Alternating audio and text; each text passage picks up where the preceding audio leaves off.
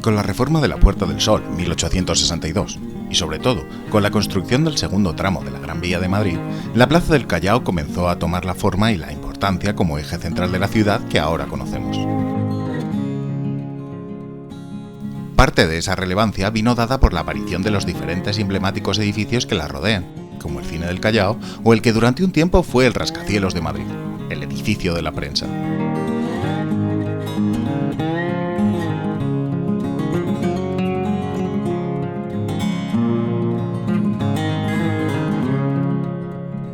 El Palacio de la Prensa fue proyectado por el arquitecto Pedro Muguruza, alumno y colaborador de Antonio Palacios, en una parcela triangular entre las calles Tudescos, Gran Vía y Miguel Moya,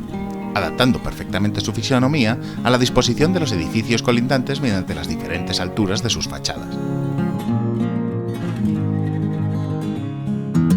Denominado inicialmente como Casa de la Prensa, este edificio, encuadrado dentro del clasicismo moderno, fue la primera obra de la Gran Vía en utilizar ladrillo visto para revestir sus fachadas.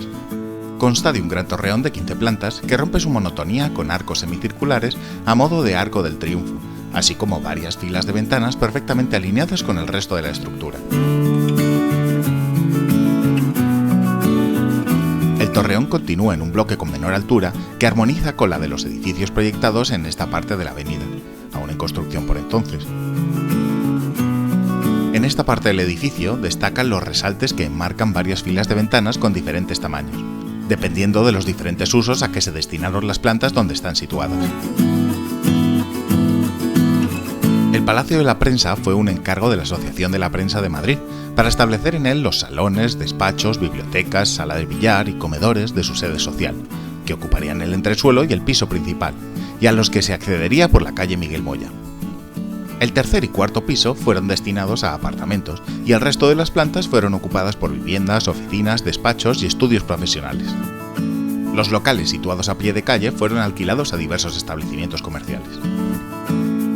La parte trasera del edificio, con menor elevación que las anteriores, fue destinada a una gran sala de cine con aforo para 1.840 espectadores y acceso por la calle Tudescos, que fue inaugurado en 1929 con la película El destino de la carne, dirigida por Victor Fleming.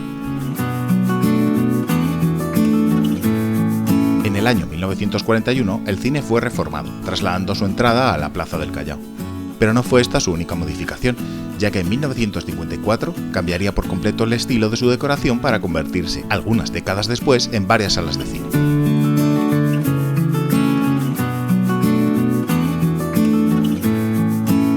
Con un coste final de 8 millones de pesetas, el Palacio de la Prensa vino a completar el aspecto moderno y cosmopolita que pedía la nueva Plaza del Callao, y que fue rematado 5 años más tarde con el edificio Carrión.